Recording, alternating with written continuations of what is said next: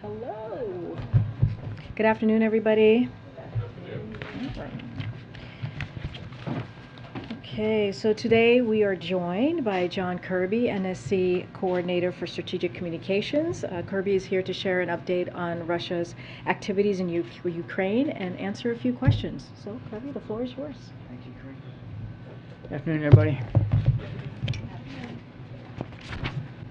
So I wanted to let you know that we have information today, including from downgraded intelligence, that we're able to share with you about how Russia is laying the groundwork to annex Ukrainian territory that it controls in direct violation of Ukraine's sovereignty. We are seeing ample evidence in the intelligence and in the public domain that Russia intends to try to annex additional Ukrainian territory. Russia is beginning to roll out a version of what you could call an annexation playbook, very similar to the one we saw in 2014. Already, Russia is installing illegitimate proxy officials in the areas of Ukraine that are under its control. And we know their next moves. First, these proxy officials will arrange sham referenda on joining Russia. Then, Russia will use those sham referenda as a basis to try to claim annexation of sovereign Ukrainian territory. The Russian government is reviewing detailed plans to purportedly annex a number of regions in Ukraine, including Kherson, Zaporizhia, all of Donetsk and Luhansk oblasts. Russia is attempting to set the conditions on the ground by seeking to establish branches of Russian banks, to establish the ruble as the default currency in these areas, and to sabotage civilian internet access. Russia's security services continue to target Ukrainians that they believe to be associated with resistance activities. In Kherson, for example, Russia is taking control of broadcasting towers, establishing loyalist security forces, replacing telecommunications infrastructure, forcing residents to apply for Russian citizenship, and issuing Russian passports. Russia is also installing loyalists in areas of Ukraine that it controls, including a man named Sergei Yeleseyev, a former Russian intelligence officer who has been put in charge of Kherson. Figures like Yeleseyev are Russian bureaucrats with absolutely no connection to Ukraine. No connection. The Kremlin has not disclosed a timeline for the referenda, but Russian proxies in these territories claim they will take place later this year, possibly in conjunction with Russia's September regional elections. So what are the implications? At the start of the year, Russia told the world that it was not planning to invade Ukraine, and now we're expected to believe that they're not going to plan to annex Ukrainian territory. Annexation by force would be a gross violation of the UN Charter, and we will not allow it to go unchallenged or unpunished. We will continue to provide Ukraine with historic levels of security assistance. Later this week, the administration will announce the next presidential drawdown package of weapons and equipment for Ukraine. It will be the 16th such drawdown to support Ukraine since the president took office. That package will include more HIMARS, that's highly mobile advanced rocket systems, which the Ukrainians have been using very effectively to make a difference on the battlefield. And it'll also include some additional rounds of multiple launch rocket systems and artillery ammunition.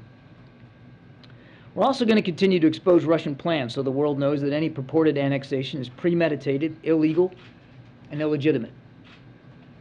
And we are sanctioning the Russian-installed puppets and proxies in areas of Ukraine that are under Russian control. For example, just last month, we sanctioned the illegitimate Russian-installed mayor of Melitopol, as well as the chairperson and deputy chairpersons of the so-called government of the DNR. So what next?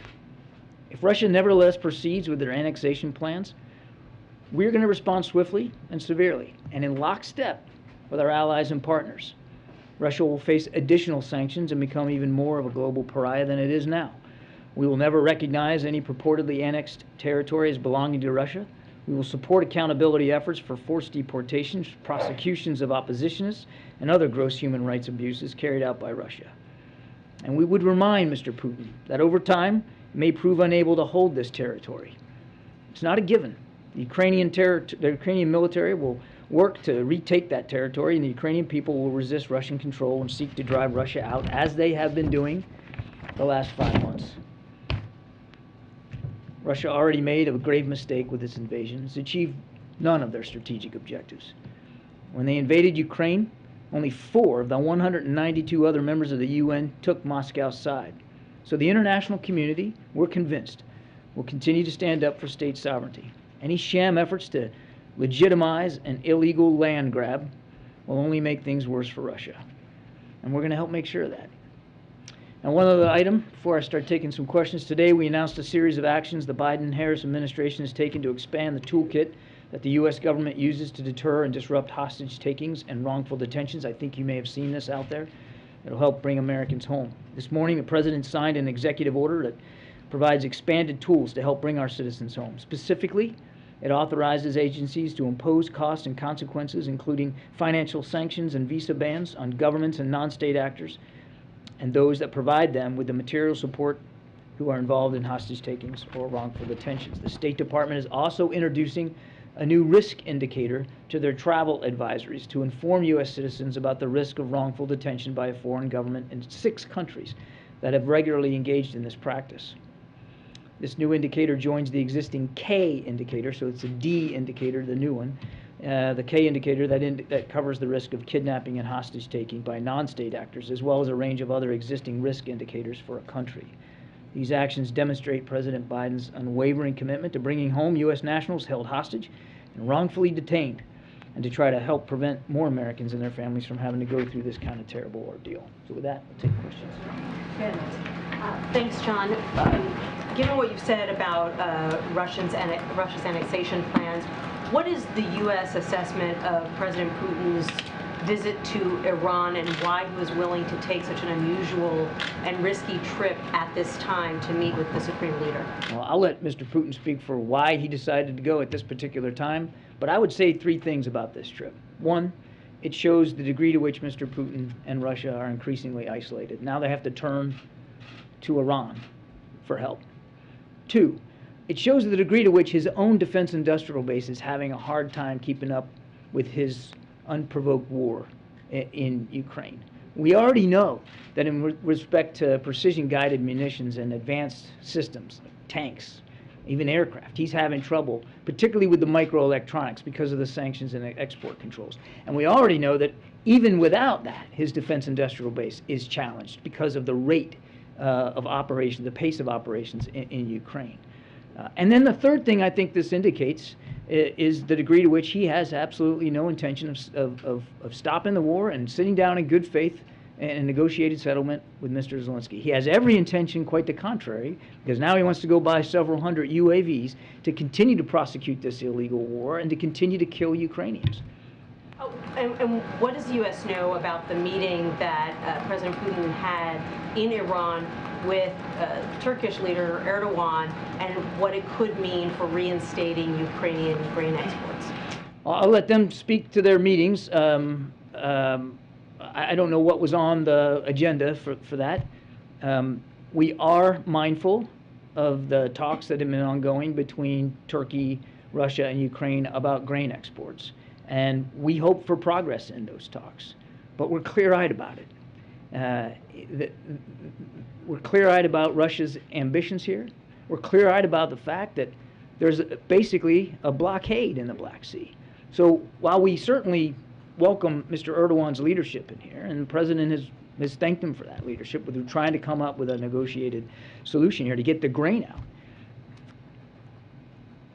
it's unfortunate that he even has to have those talks, because there's a blockade that Russia could stop today. They could take their ships out of the Black Sea, they could let that grain go, and alleviate a lot of food security problems, not just in Europe, but in the Middle East and Africa or elsewhere around the world. So again, we're hopeful that there can be some sort of arrangement to get that grain out of there. But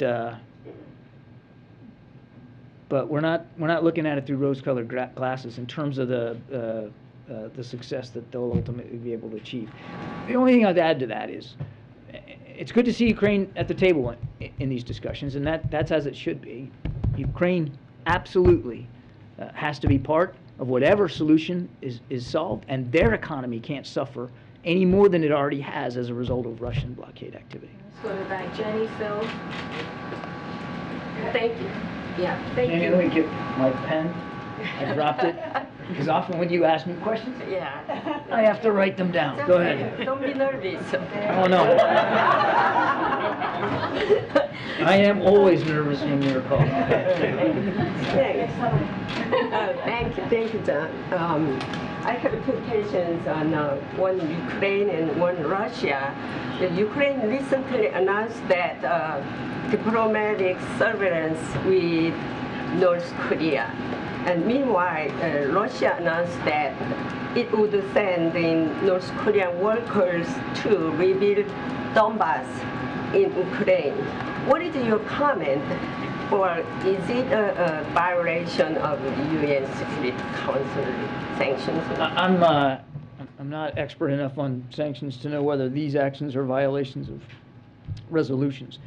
But again, it just shows the degree to which Mr. Putin remains isolated. Now he's got to turn to North Korea, and he's got to turn to Iran here, rather than just doing the right thing to begin with and ending the war. And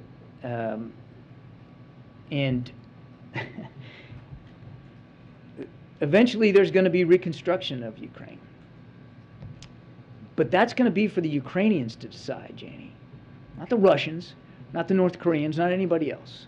But President Zelensky and the Ukrainian people, they're going to get to decide how they reconstruct their country after this war. And obviously, and you've heard the president talk about this, we're going to be there to support him through that process. The goal right now, and we can't forget what it is right now, and as I mentioned it in my opening statement, is to continue to help Ukraine defend itself against this aggression inside their country, making sure that Mr. Zelensky and the Ukrainian armed forces have what they need to continue to fight back and to reclaim their sovereignty. That's what matters right now. Thank you, Karine. I'd like to ask you, sir, a question about some of the comments that the president made when he was in Spain last month. But before that, rewinding to some of your statements moments ago, you said that Russia over time may prove unable to hold the territory that they're annexing. I'm wondering, what does that mean in terms of the U.S. commitment to Ukraine? Are we talking about, backing some sort of military operation for the Ukrainians to take back territory that was taken from them, or was that a more general statement about diplomatic pressure? There's no change to our policy with respect to helping Ukraine defend itself. Now, we help provide them the training that they need in some of these advanced systems and the systems themselves. And I would remind you that it's not just the United States, some 50 other countries. In fact, Secretary Austin is going to be holding yet another iteration of the Ukraine Contact Group this week. And I suspect you'll see additional international contributions to Ukrainian security assistance. So we give that material to them. We give them the training if they need it. Mr. Zelensky and his chain of command, they determine how they're going to use it. And we have seen over the last, it's hard to believe, 5 months, but 5 months where the Ukrainians, sometimes all in the same day, will be on the defensive in some areas and on the offensive in others. And we have seen, just in the last week or two, both of that, depending on where you're at. The Ukrainians are certainly, they have a right not only to defend themselves, but they absolutely have a right to go on the counteroffensive inside their own country against Russian forces. Now, where and when they do that, how they do that, and what systems they use, that's for them to decide. Our job, again, is to make sure they've got the tools and the training to be able to defend. Question. President Biden announced last month that he was going to be sending 2 more destroyers to Rota, Spain. I think the number is going from 4 to 6. That's right. And I guess I'm wondering, why is the president sending these warships to the Mediterranean to defend the Spanish coast there? I mean, this is a country that spends about 1% of its GDP on total defense. When there seems to be an increasingly serious threat in the Indo-Pacific from China. I mean, shouldn't Spain step up? Shouldn't the Italians or French, patrol their own waters so that we can have a free hand on the other side of the world? This is one of the very few questions I'll probably ever get that are right down my lane. I knew you were coming to that. And I served as a young officer in the Med on a couple of different deployments. I mean, so a home port is just where the ship stays. Right. It doesn't mean that the ship is just there to sail in the waters off of Spain. And so the 4 destroyers that we have in the Mediterranean right now they patrol the Mediterranean. And frankly, there are times when they'll patrol into the North Atlantic. It's just having them in Spain is what we call forward deployed. It's like we have an aircraft carrier and warships in Japan, forward deployed. We have ships forward deployed into the Middle East based in Bahrain. It's just a place it shortens the time and distance to get them on station where they might need to be. And it's this decision by the president to add 2 destroyers to the 4 that are there, I think, is indicative of what the president has said many times. The security environment in Europe is different now. It has changed. Not is changing, not will change, has changed. And we need to meet that. This is just one of many moves and that the president spoke to in Madrid and at the G7 that were taken to improve our military posture on NATO's eastern flank. And some of those moves will be permanent in addition to the 2 ships, and it's going to take a little while for them to get there, to be permanently home based there. So it's not going to happen tomorrow, but we're going to put a headquarters forward command element in Poland, first time ever. We're going to make more regular more routine, I should say, the rotational deployments of Army land forces throughout the eastern flank as well. So it's all part and parcel of a larger effort by the United States to make sure that we are able to meet our Article 5 commitment to our NATO allies, particularly on the eastern flank. We're not emphasizing one theater at the expense of another? Oh, you have to do both. And I'm glad you followed up on that. I mean, we already have 60% of the United States Navy either in or based in the Indo-Pacific. There's already a robust military capability in that part of the world, and we have no intention whatsoever of decreasing that focus and that energy there. You've heard Secretary Austin talk about China being the pacing challenge for the United States military, and that's exactly how they're treating it. Take a look at the budget that we just submitted for 23, and you'll see chapter and verse how the United States military is really trying to make sure they're investing in the kinds of capabilities that we're going to need in the Indo-Pacific to face that pacing challenge. Look, the United States military is a global power, and you have to be focused on all kinds of different regions and face all kinds of different threats. The president was just in the Middle East because that too is an important area for our national security interests. We can do more than one. Thank you, sir. Yeah. Quick question, just to sort of follow up on what you said about U.S. responding to any sort of annexation attempts. What kind of options are available to the U.S. If you were to respond? Yeah, I talked about that a little bit in the we certainly have additional sanctions we could employ. We could strengthen the ones that are already in place. We can further try to make it harder, squeeze Mr. Putin's ability to wage war. Waging war is an expensive business. He now he's facing inflation of up to, thanks to all the international pressure, he's already facing inflation of up to 20%. His imports have fallen by 40%. The Russian stock market fell by about 30% recently. I mean, this has not been without costs, and we can raise those costs on him. Are you expecting to do any of that in the next few years? I don't have anything to announce today. We wanted to make it clear today what we're seeing, and we've already, as I said in my opening statement, started to sanction some of these so-called officials. So I don't have any new announcements to make today, but we just wanted to make very plain for the American people what we're seeing and make it very plain to Mr. Putin that nobody's fooled by it. We know he's just dusting off the old playbook from 2014, and we're going to be watching this closely.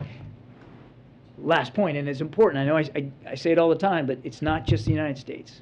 The international community is wise to this as well, and we fully expect that our allies and partners will participate in any additional pressure put on Mr. Putin. Go ahead, Jeff. Hi, John. I wonder if we could change topics a bit here. You've long talked about how climate change is a national security issue for the country. I'm wondering if you view this as a national emergency, and if you believe that executive actions that will be announced are enough of a message to send to the world that the U.S. is indeed serious about climate change. I'm not going to get ahead of any announcements on specific actions with respect to climate. But let me take a step back. I mean, the Pentagon has noted, not just in this administration, but even the previous one, that climate change is a national security issue. Geez, Jeff, I mean, not only does it affect our infrastructure, and you're already starting to see military bases like Norfolk Naval Base having to invest millions of dollars to try to improve their infrastructure because of rising sea levels. So it has an impact on our infrastructure. It has an impact on our readiness because you're seeing it now, even in the wildfires, where so many National Guardsmen are being called out, and God love them for that. But those are important tasks and missions, but it takes away from other tasks and missions when it comes to defending the United States. So there's an impact on our own readiness just because our troops, our sailors, our Marines, our airmen, our Coast Guardsmen are being called out to respond to natural disasters, which are getting worse because of climate change. And then lastly, it's a driver of actual missions because climate change creates instability, which creates insecurity in some places, and you can end up, the fighting in Syria started really as a result of a drought. And so it can actually drive military missions and force the military to become involved in places and at times where they wouldn't have had to otherwise. So again, I don't want to get ahead of the president or any decisions he may or may not make, but the president believes that this is a very important issue for our own national security, and we're gonna treat it that way. Back to Iran and Russia, and if I may, a quick one on the executive order from today. Jake Sullivan had said last week that Iran was preparing to train Russian forces to use armed drones in Ukraine starting this month. Does the U.S. have an indication that those training sessions have started, or that Iran has actually given those drones to Russia? We don't have any indications that the sale has actually occurred. And so therefore we wouldn't have any indications that there's been training done on them. And I don't want us to get lost in the details here. I mean, I know it's important. Obviously, we wouldn't have talked about it if it wasn't. But it is an indication of how much more desperate Mr. Putin's becoming in terms of his own defense industrial base and the degree to which he wants to continue to prosecute this war. Now, a lot of it's going to depend on how many does he buy, what kind of capabilities they have. But the Iranians have a domestic production capability of drones, and those drones have lethal capabilities. We've seen that for ourselves in the attacks that they have perpetrated in Iraq and in Syria against our own troops and against our own facilities there. So we're watching this closely, and we're taking it seriously. And on the executive order from today, how quickly might we see sanctions on people or countries that the U.S. considers responsible for detaining Americans wrongfully right now? And how might this impact or play into the cases of Brittany Griner or Paul Whelan? I don't want to get ahead of any decision space here. That's not my role today. These are additional tools that the CEO gives us, including the ability to levy additional sanctions. So again, I'm not going to preview anything or get ahead. Last thing I'd say on this is that the president remains laser focused on these cases and in constant touch with his national security team and with our special presidential envoy for hostage affairs on all these cases, including, of course, Mr. Whelan and Mrs. Griner. Thank you, Karine. On the Iran nuclear deal talks, John, just wanted to get your view on this. Wendy Sherman said last week it's in Iran's best interest to make a deal. They would get sanctions relief, they would improve their economy and sell their oil again, and the world needs their oil so they can get a good price for it. So I'm asking, is the White House viewing sanctions relief for Iran as a way to bring down gas prices? The administration is looking at a return to the JCPOA, the Iran deal, to prevent Iran from obtaining a nuclear weapon. That's the goal. And you heard the president talk about this on the trip. No problem in the Middle East, none, gets easier to solve if Iran has a nuclear weapon. That's the goal of the Iran deal. Now look, there's a deal on the table. And the onus is on Iran now to decide whether they're going to take that deal. If they take that deal, yes, sanctions relief will be a part of it, as it was before the previous administration pulled out of it. But the goal, the objective, the purpose is to prevent Iran from getting a nuclear weapon. So how should we understand her statement then? Because the president's whole strategy when he was on his Middle East tour was to counter Iran, but her language makes it seem like maybe they're not so bad if they bring down gas prices, which has been hurting the president in the polls, obviously. Well, look, I mean, there's obviously a potentially tangential benefit should they sign into the deal and actually stop spinning their centrifuges and come into compliance and allow themselves to be back inside the most rigid inspection regime ever in an arms control agreement, which would include potentially sanctions relief, which would include obviously some economic breathing space for them to do things potentially on the oil market. But again, Jackie, that's not the purpose here. The purpose is to try to prevent them from having a nuclear weapons capability. That's the goal. That's what it's all about. One last question on this statement from Iran that they can produce a nuclear bomb if they want to, but they haven't made that decision. It comes after Biden and the Israeli Prime Minister publicly disagreed on the best way to counter Iran. You know, how concerning is it that Putin's meeting with Iran right after Iran said that they can build a bomb if they want to? Again, I'll let those leaders speak for the timing of this visit. What we're focused on is making sure Ukraine can continue to defend itself. And obviously it looks like potentially they're going to have to learn to defend themselves from these Iranian drones. And as you saw on the trip in the Middle East, the president's focused on an integrated, more stable, more secure Middle East. And you can't get there. You can't have that as an outcome if Iran builds a nuclear weapon. And they're closer to it today than they were 5 years ago. The president understands that sense of urgency, which is why he wanted his team to negotiate this deal. And now the negotiations are complete. So we're close. Iran just has to agree to accept that deal, come back into compliance. That won't solve all the problems. Not at all. It'll solve if they come back into compliance and submit to the inspections and a reduction in their stockpiles.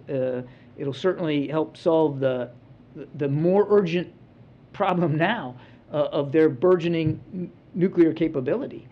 But it won't necessarily solve their developing ballistic missile capability, which continues to improve. It won't necessarily solve their support for terrorist networks in the region. It won't solve the threats to maritime security in the Gulf that we continue to see out of Iran, and it potentially couldn't, won't solve all problems in Yemen. Although we're glad for this ceasefire. So we're still going to have to stay focused on all those other issues, which is again why the president's trip was so important. Thank you, Karine. John, first on the Russian annex, and then if I could ask a China question. On the Russia annexation comments that you're making, can you talk a little bit more about what specifically is new in the downgraded intelligence that you brought up? I mean, the administration has been warning about sham elections, about referendums since the spring. Kyrgyzstan has been named in the past as possibly a place this could happen. So what are you saying that is new in the last few weeks that you did not know before? I have to be somewhat careful in answering the question because we're talking about some declassified intelligence. I would point you to some of the specificity in my open comments about some of the individuals, some of the locations, and then just the modalities, I think, of how the Russians plan to pursue this in time and space. And it's really about as far as I'm able to go. But we know this is going to be a concerted effort here. And some of it is in parallel to the incremental territorial gains that they're making. And some of the designs here are a representation of the frustration that they haven't had as much success in territorial gains as they've had in the past. But is this more of an incremental advancement in that theory of Russia trying to annex? I mean, we've just been hearing about it for a while, so I mean, I'm just trying to gauge how different is this than what's been going on for a while now. This is out of the playbook, and we've seen them do it in the past. But what we're seeing now is a more concerted, more strategic effort, and I think that's really about as far as I can go. On China tariffs, I asked Karine about this yesterday and talked about the efforts of the administration kind of address that and resolve concerns that they have about what Trump did. Can you talk about a little bit about where efforts to ease those tariffs is, and when we might be able to, when we might see some of the things that Biden has said is expected to come out of that? I don't have anything new for you today, and I certainly can't add to what Karine said yesterday. The president's looking at this. He wants to make sure that he makes the best decisions for the American people and for the American economy, and I'm certainly not going to get ahead of that. He's taken this very seriously, as he should. Now we'll take two from the back. Yeah, Ed, and then the gentleman behind. Thank you. So I want to ask you about oil in Saudi Arabia. So should we expect an announcement then from on August 3rd from OPEC or Saudi Arabia about increasing oil production because of the president's visit? I'm certainly not going to speak for OPEC. They get to make their decisions and speak to them. I would point you to what the president said when we were in Jeddah, that the discussions on energy security were quite constructive, and that he expects that it's possible that we could see some movement here in the next 2 to 3 weeks. And so we're just going to watch that and see how it goes. Important to remember, and I think he also reminded that OPEC plus 3 has already increased by 50%, planned increases in July and August. That's been helpful.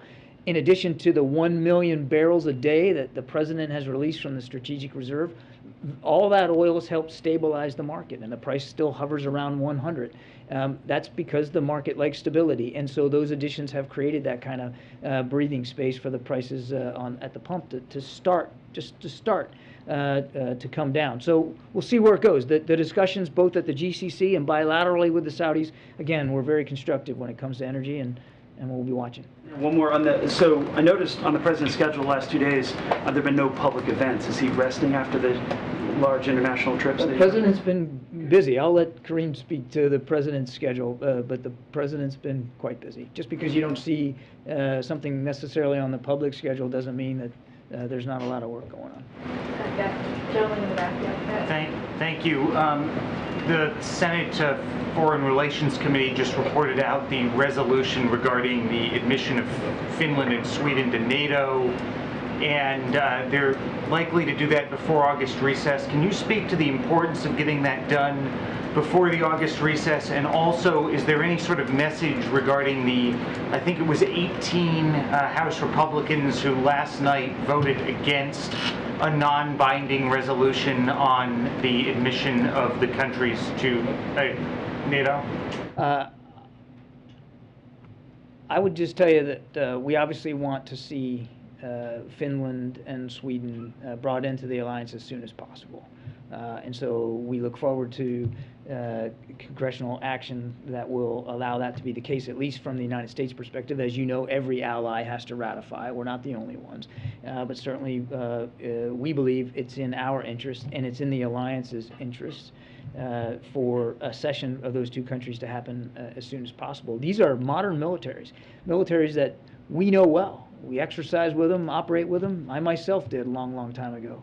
And they've got incredible modern capabilities that will absolutely help bolster NATO's defensive capabilities and contribute significantly to the Article 5 commitment that we all signed into when we come into the alliance. So we're looking forward to it. We urge Congress to act as quickly as possible.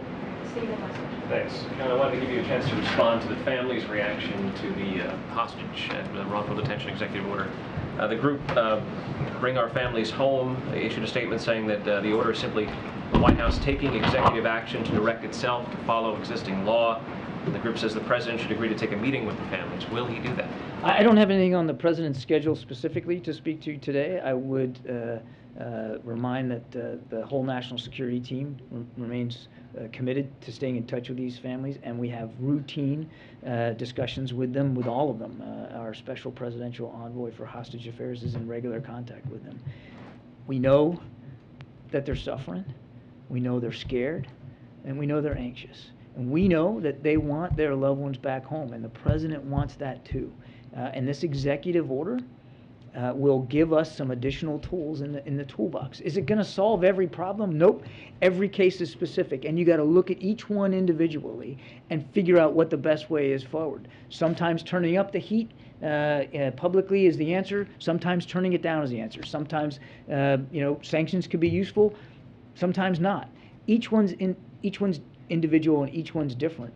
Because you know what? To those families, it's individual as well. They just want their loved ones home, and the president wants that too. This EO is a useful extra set of tools that we'll have in our toolbox to help bring that about. Thanks. Appreciate it, everybody. All right. Yes, ma'am. Bye-bye. Okay. Okay. I have a few things at the top. Speaking of climate change, so we are closely monitoring extreme heat conditions impacting much of Europe, as well as the extreme heat impacting the more than 100 million Americans who are struggling with extreme heat conditions here at home just this week alone. The impacts of extreme weather are intensifying across the globe, including here in the United States. No one is immune from climate change. It's why the president has been rallying the world to take the decisive action needed in this decade to tackle the climate change, the climate crisis. It's also why the president is committed to taking aggressive action to tackle climate change and made clear if the Senate won't act, he will. In fact, as many of you have seen already today, the president will travel to Somerset, Massachusetts tomorrow. While there, he will visit the future site of manufacturing plant located at a former coal-fired power plant that will produce transmission cables for Massachusetts' booming offshore wind industry. The president will underscore the historic clean energy investments his bipartisan infrastructure law will make in Massachusetts and announce additional actions he will take to tackle the climate crisis and secure a clean energy future. The president ran on fighting the unprecedented economic and national security threat of climate change, and he has been taking decisive action to do so since taking office. Tomorrow's action will be a continuation of that work. And I have two things, because I know folks in the room asked this question, two different questions yesterday, and I said I would get back to them. I think, Eugene, you had a question about ACLU. The Department of Homeland Security is committed to complying with the law and respects the privacy and civil liberties of individuals. DHS employs various forms of technology to undertake its mission. This includes using tools to better investigate threats to infrastructure traffickers of deadly opioids on the dark web and to identify those involved in cross-border transnational criminal organizations and terrorist activities. And again, as I said to you yesterday, for further information, I would point you to DHS. And I just have one more for the Marburg virus disease in Ghana. I have an answer, came back with an answer for you. I think this is from Simon. Ghana reported 2 fatal cases of suspected hemorrhagic fever in the Ashanti region of Ghana in early July, which tested positive for Marburg virus disease almost 2 weeks after presentation. These were the first cases reported from the country. U.S. agencies at our embassy in Accra have been in close collaboration with Ghana Health Services, World Health Organization, and other partners have engaged with Public Health Working Group in the country to share information. The government of Ghana has not made any request of us, but we stand ready to assist however we can. So that's that answer there for you all. Will, you want to kick us off? Sure. I've got 2 things. It doesn't look like we'll be getting a climate emergency announcement this week. I want to make sure that's still on the table, and I wanted to ask if the White House has any concerns that the president might be relying on executive action too much. So to answer your first question, look, one thing that I just want to step back and just lay out for all of you, when the president was one of the first in Congress when he was a senator to ring the bell, the alarm bell on climate crisis. So this is an issue that has been front of mind for him. This is an issue that has been, when it comes to the climate crisis, a priority, and taking action is something that he said he will do if Congress won't, and he has been taking action as we have, as I had just stated in my opening remarks, since he's taken office. So he's going to take, as I said, additional climate actions in that vein tomorrow, and he's going to continue. He's not going to just stop with the actions of tomorrow. But I would not plan a announcement this week on national climate emergency. Again, everything is on the table. It's just not going to be this week on that decision. On another matter, Senator Manchin is rejecting the global tax deal that Secretary Yellen negotiated with like 100 plus countries. What will happen if those countries move ahead with the deal and the U.S. doesn't? So I have a couple of points on that that I wanted to share with all of you. So we remain committed to finalizing a global minimum tax. It will level the playing field, as you all know, for U.S. businesses, decrease incentives to move jobs offshore, and close loopholes that corporations have used to shift profits overseas, which will benefit American workers, businesses, taxpayers, and middle-class families. So that is critical and that is important and why we need to do this. But this significant incentive for America to come into, it's significant for America to come into compliance. Right now, other countries are pursuing legislation that would put them in compliance. If they act and America doesn't, we'll lose out on tax revenues that we could use to invest in the strength of our economy and the middle class. So it's too important for our economic strength and competitiveness to finalize this agreement. So we'll continue to work always to get it done. So that's going to be our focus as well. Go ahead, Ashley. Thank you. Two related questions on climate. First, why did the White House decide that tomorrow is not the day to declare a climate emergency? I mean, what I can say is the president's going to do everything that he can to take action. Again, climate crisis, taking climate action is critical. It's important. You heard Kirby talk about our national security, how it threatens our national security, how it threatens the economy, and what the president wants to continue to do is make sure that we're lowering energy costs for the American family.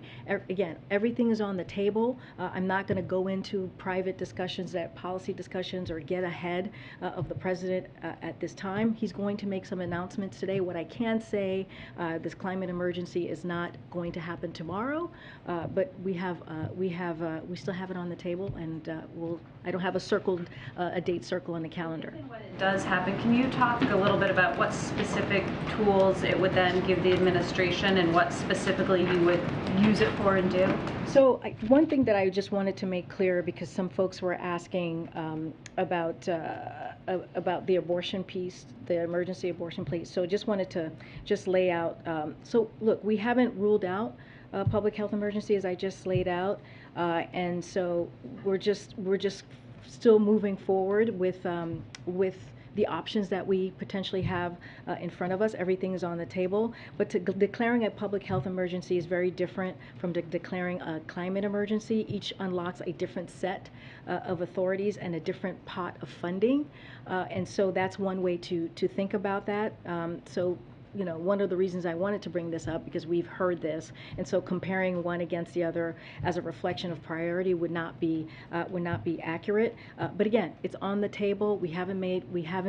We don't have anything to announce at this time, and you know, the president will speak more on what it is, how he wants to move forward. On those differences, is it a bigger pot of money it unlocks? I know that was one of the concerns the administration had about the public health emergency, and are there any other specifics you can share about how you could use a climate declaration? So I don't have any specifics or anything to move further on what I just stated, but you're right. When Jen Klein was here just almost 2 weeks ago, she talked about how in the pot of money for the abortion pieces, there was just tens of thousands of dollars there. So there was some feeling that we didn't know exactly how that would work. But she did state that it would be still on the table and that we were still thinking through it. But as far as what's on the climate side, I just don't have more information to share. Are there any downsides to declaring a climate national emergency? Right now, like I said, it's not on the table for this week. We're still considering it. I don't have the upside or the downsides of it. As you can imagine, and I have said, this is an important priority when it comes to getting to clean energy, when it comes to dealing with climate crisis, when it comes to taking action. So the president is going to continue to make sure he's doing everything that he can to deal with the threats of climate change. I just don't have specifics on the pros and the cons, but it is still on the table. When you talk about actions for tomorrow, should we assume that he'll be signing executive actions to announce tomorrow? Jeff, I just don't want to get ahead of the president. Again, he's going to make some announcement. Call on this later to explain what he's doing. There might be. I just don't have one to announce. We normally do, to your point. We usually have background calls when we're ready, and we usually invite all of you.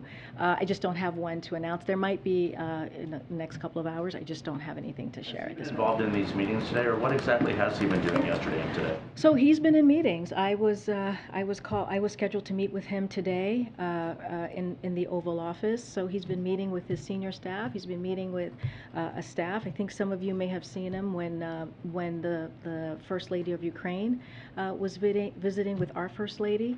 I believe you saw him very briefly. So he's just been very busy dealing with the issues of the American people and meeting with his staff and senior staff the last 2 days.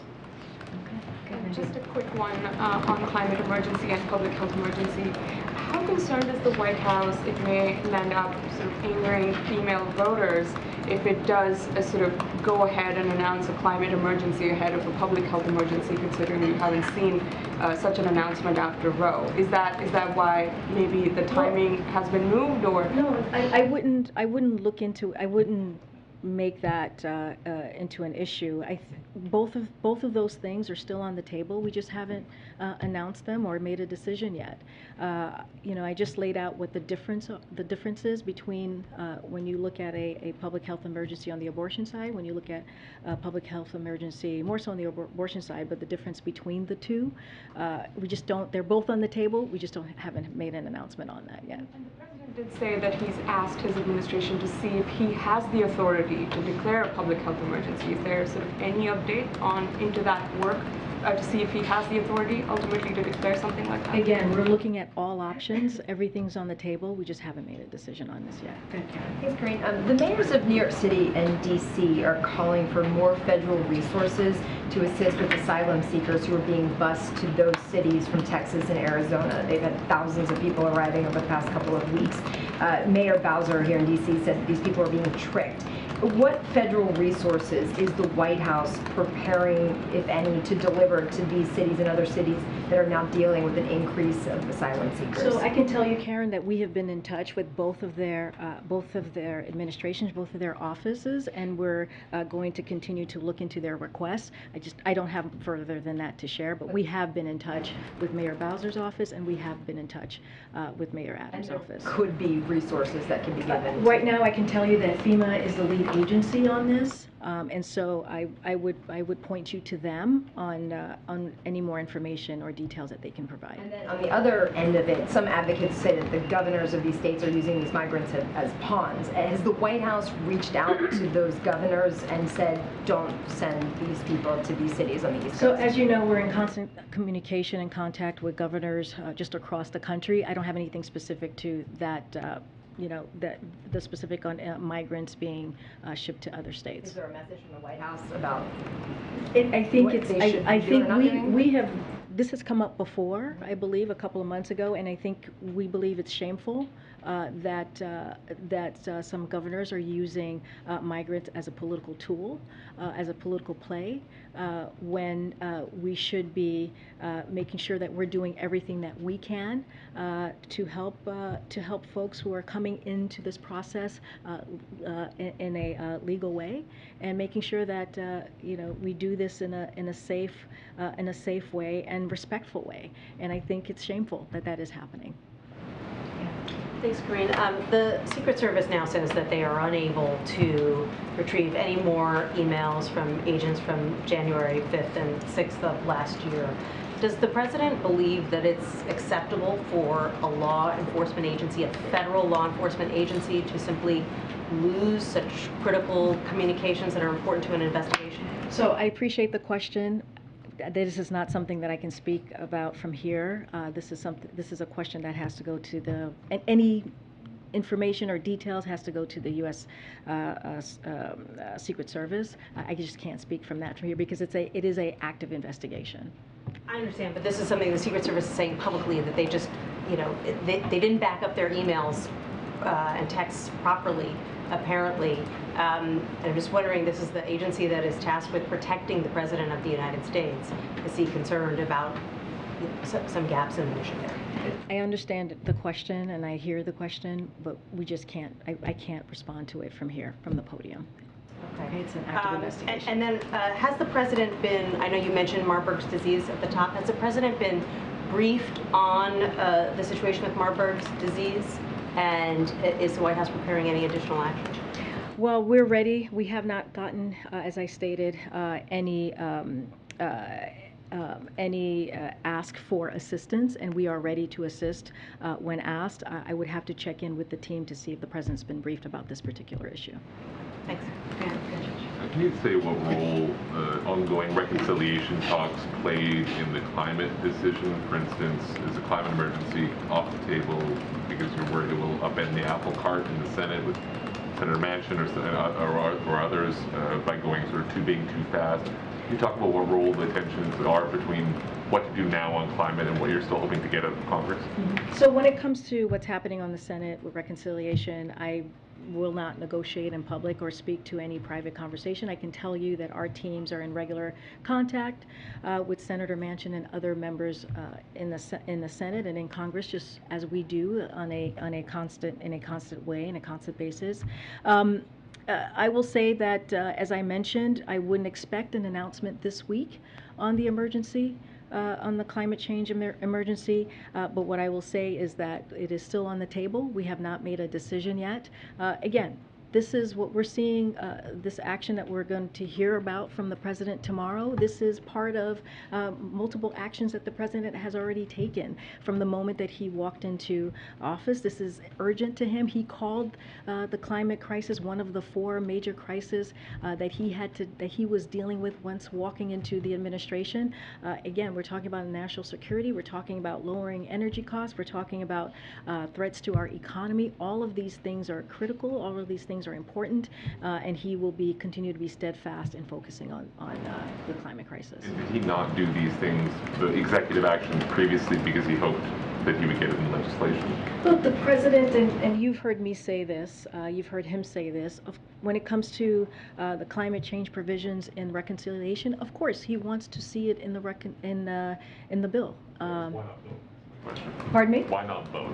Like, why did he hold off? He seems to have held off doing executive actions, waiting for the bill. Could he have not done? Well, I think, look, I think we could still walk and chew gum. No one says, again, I'm not going to negotiate in public. You know, the process in the Senate is happening. I'm not going to speak to that in public. Look, this is an opportunity. The president has said that he was going to take action. He said, you know, he's always said if the Senate won't, he will take action. He is just taking another step. This is not the final step. This is part of a process that you have seen him take, especially when it comes to the climate crisis. And so, you know, I wouldn't see this as an either or. I would see this as part of what he has been trying to continue to do in playing our part in the climate crisis and dealing with climate change. And finally, can you offer any update on the deliberations on student loan relief and what kind of timeline, if any, there is on that? So I don't have a timeline for you. I know this is a question that comes up often in the briefing room. This is something that is clearly important to the president, and so as soon as we have anything to preview, we will make sure that happens. Thank you. Thanks. Karine, too, on China. China's warning that relations with the U.S. would be damaged if Speaker Pelosi visits Taiwan. Do you have any comment on the reports that she's going, and has the White House had any communication with her office about this report? So I'm just not going to comment on travel that the Speaker's office itself has not announced, I believe. That's the last that I've heard before I came to the podium. So we'll refer you to the congressional delegation on their travel. I will reiterate that the United States remain committed to our One China policy, which is set forth in the Taiwan Relations Act. As you know, the 3 joint communiques and the 6 assurances. This has been a consistent U.S. position for decades across multiple administrations. This is nothing new here. U.S. support for Taiwan remains rock solid, principled, and bipartisan, and is in line with our One China policy and longstanding U.S. commitments.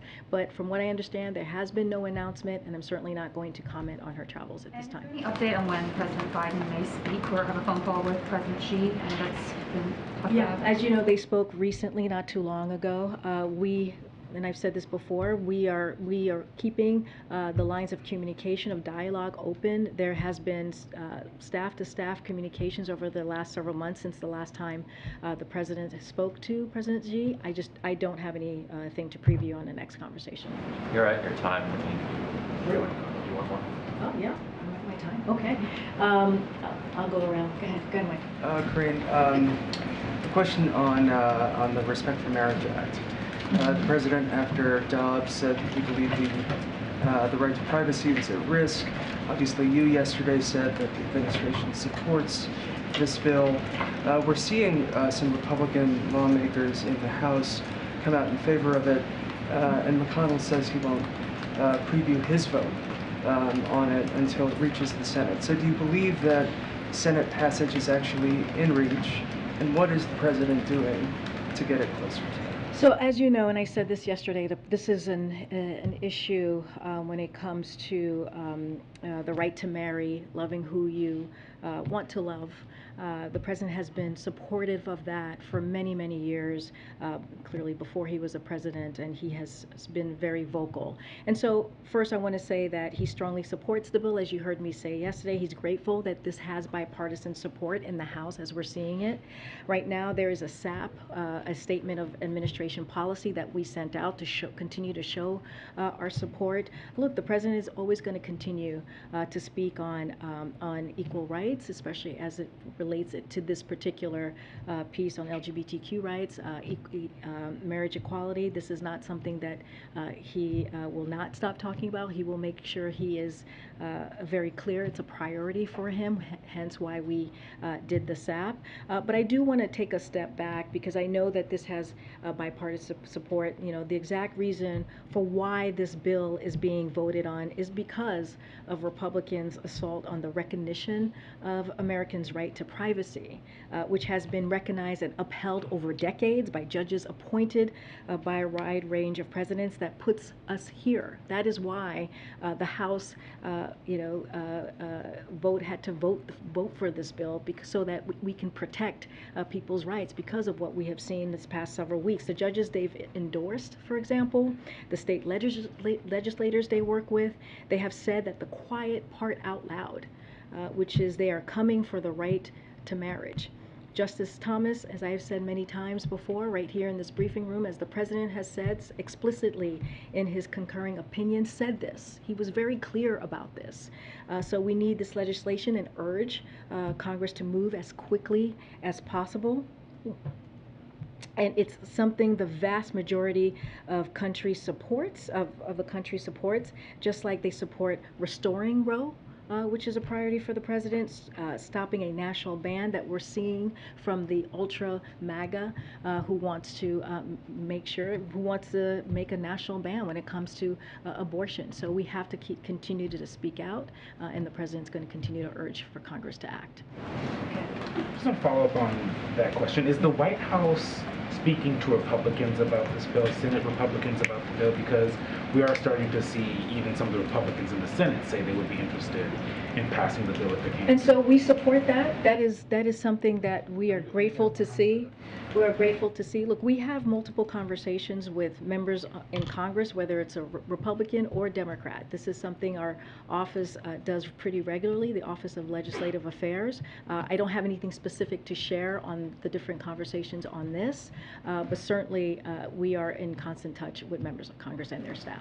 And what do you have to say to climate activists who feel like President Biden isn't being urgent enough? So, 20% of the U.S. population, about 60 million people, are going to see temperatures above 100 degrees Fahrenheit over the next few days.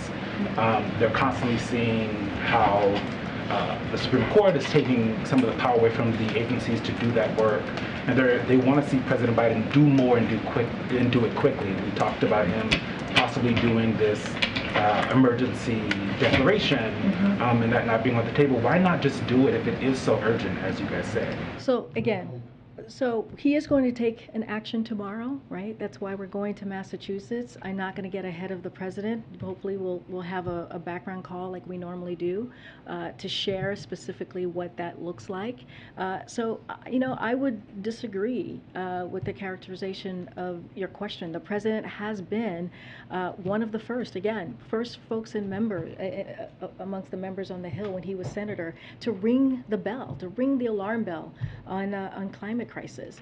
He has taken action. He has been, you know, he has said when he walked in that the climate crisis was one of the crises, the 4 crises that he had to deal with. He has taken action to meet the goals, very big goals, if you will, that he wants this country, our country, to make in order to deal with the climate crisis, and he'll continue to do that. And so, again, this is one step. This is a continuing step of other steps that he has taken this past year, and we'll see more actions from this president. Thanks, guys. Thank you. You're welcome.